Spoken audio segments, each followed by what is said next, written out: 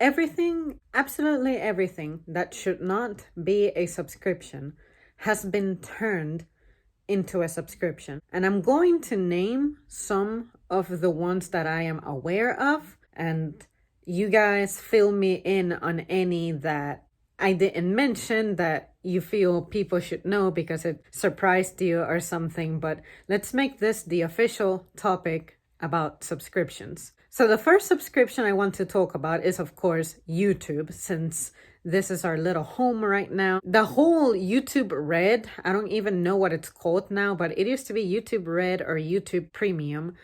I don't even remember. I just think it was the absolute dumbest thing ever that back in the day, at least as of 2015, I could have the YouTube app or YouTube on Safari playing videos, and I could exit out of the app or minimize the app, and the video could continue to play in the background. But eventually, they did an update to where now you have to be part of this subscription program in order for that to be a feature enabled on your phone. I thought it was absolutely stupid, but at least there's still a way to go around that I'm aware of, using a different browser, so that helps. God knows how much longer we have with that one as well, but I just think it's the stupidest feature to offer to try to get someone to buy the subscription when it's something that your phone could do before. And I think that even third generation iPods could do that, but that one just absolutely annoyed me. I guess if you think about it too, they're trying to use ads, which are annoying. I remember watching TV as a kid and thinking, what is the point of ads? It's just a waste of time. It steals some of my show time. Now that I think about it, someone looked at that as an opportunity, that annoyance that we all experience from commercials, to be like, how about if we offer a fucking subscription option for people to not have to deal with that?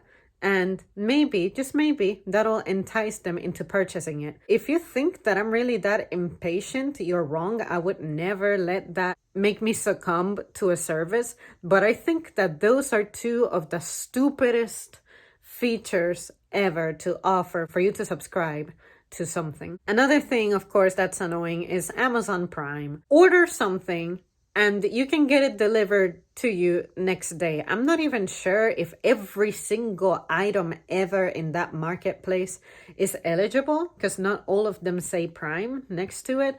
But from what I have experienced, the very few times I have had to make purchases off Amazon, I've noticed that except for when we had, the little disease that's circulating the globe interrupt deliveries and mail and everything, every time I placed an order, I kid you not, I would get it within 2 to 3 days, unless I placed my order on like a Friday, and God forbid there is like a holiday on that Monday, then I can expect a delay.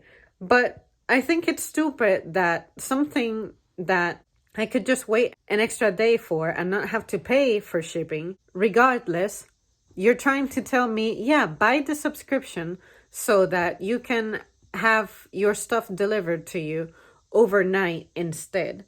Now I know that they also offer other perks like music, video, and all of those things, but seriously, how saturated do we have to be? It's like everyone everywhere wants you to owe them something. Because if I want music, I know where to go to get music. If I want movies, I know where to go to get movies. And even if you have music or movies that are an exclusive deal to you, it doesn't mean that I cannot actually purchase those things on the side. Unfortunately, for me, entertainment is not something that's that vital. I have gone this month, without kidding you, I've probably seen like 4 things. Movies, videos, and things like that. Sometimes I may listen to something on the go and treat it like I'm listening to a podcast, so I guess that can count as me watching a video, but me actually physically sitting down, staring at the screen and looking at things, that doesn't happen often. So imagine if I were paying for a subscription that is for watching movies, especially movies that I have never seen. So it's not like I can have it playing and I can be listening to the sound and maybe the scenes that I'm interested in. As I multitask on something else, I can just look at the screen. It's just incredibly annoying that one company is trying to be many things. And YouTube itself, I don't know if this is a part of Red or Premium, whatever it's called, but I know they're supposed to have like a music side to whatever. Netflix, of course, another movie service thing that I really feel like Netflix should be the only service that exists. I don't want to come off like I'm someone who would support a monopoly, but what I'm saying is when it comes to virtual assets, digital assets, I really think that having a bill so that you can have access to something to be able to read or watch or listen to, and say whatever Netflix doesn't offer, you have to sign up for another service. Realistically, that's asking for too much. Even if Disney Plus is something like $7 and then Netflix, I don't remember how much Netflix is these days, but they didn't start off like at $7 back in 2014.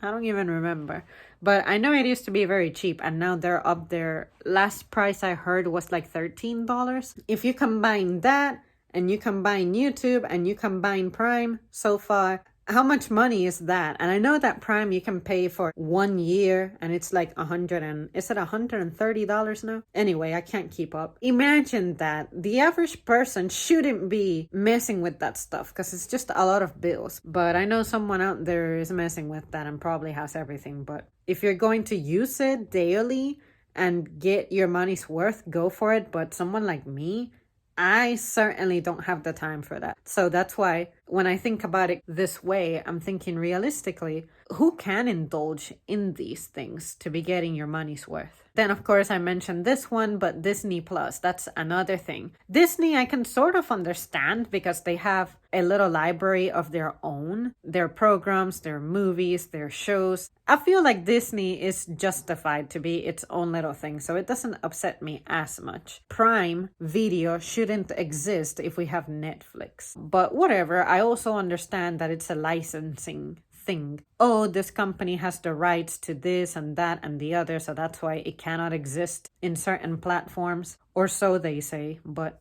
oh well. Now, the one that appalled me the most had to be the PlayStation Plus service.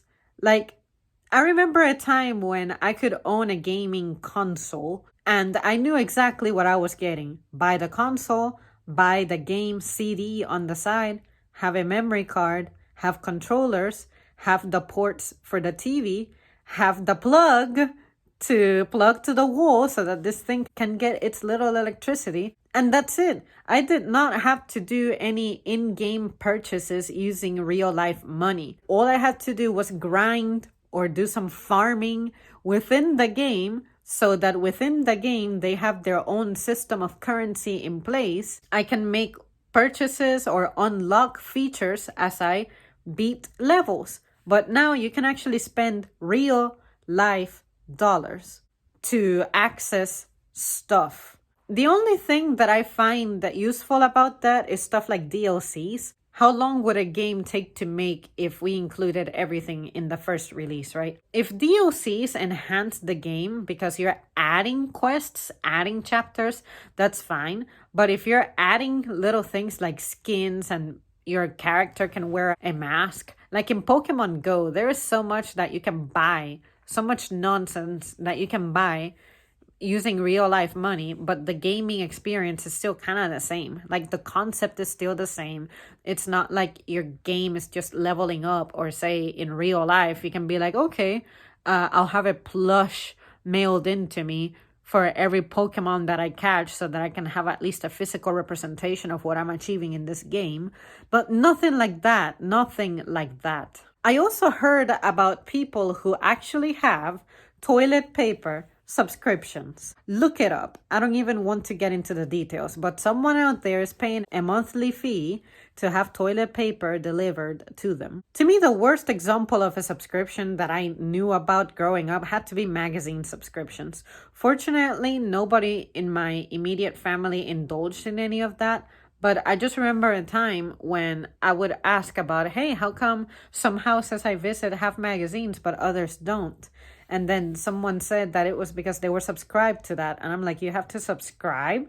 Like, you mean for the rest of your life you have to pay a bill to get magazines? Not necessarily. I know that some editions you can go to a store and find them and buy them individually, and you don't have to have a subscription.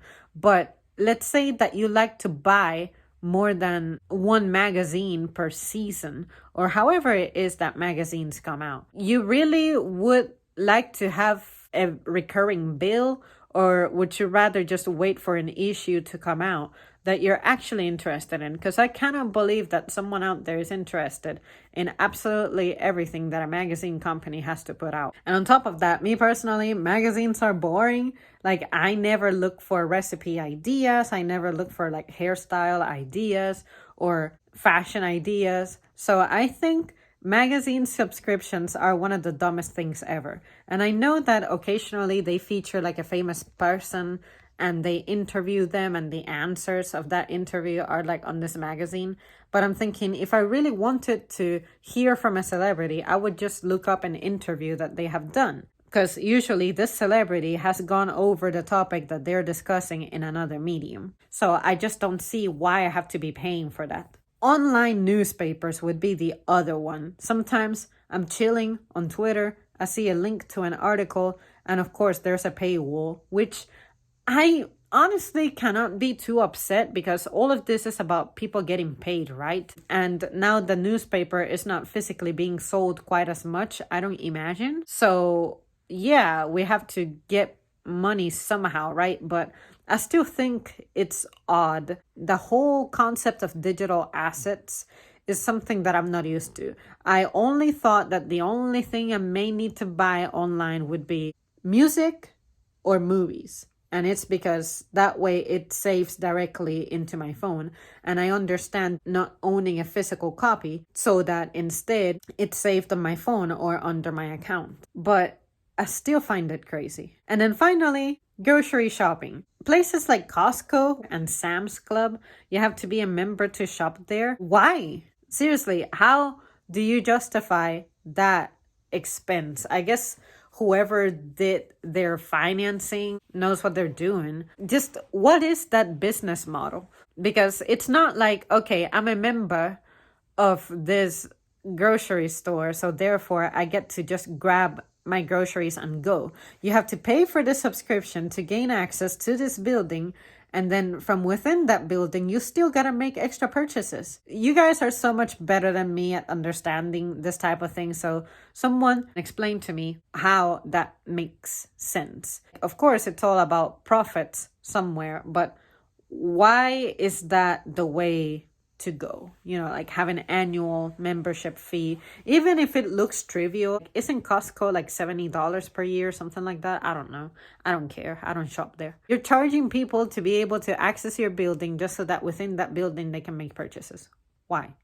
It's kind of like hotels too. I'm paying for a room, but I still have limitations. Maybe I still need to pay for breakfast in the morning, or whatever other options there are. Charge it to the room. So stupid. There you guys have it. That's pretty much what this rambling is about. Thank you so much for tuning in. Which subscription service would you say is the most useless one? But which one do you also think it's the most useful? Which subscription are you really proud of paying for?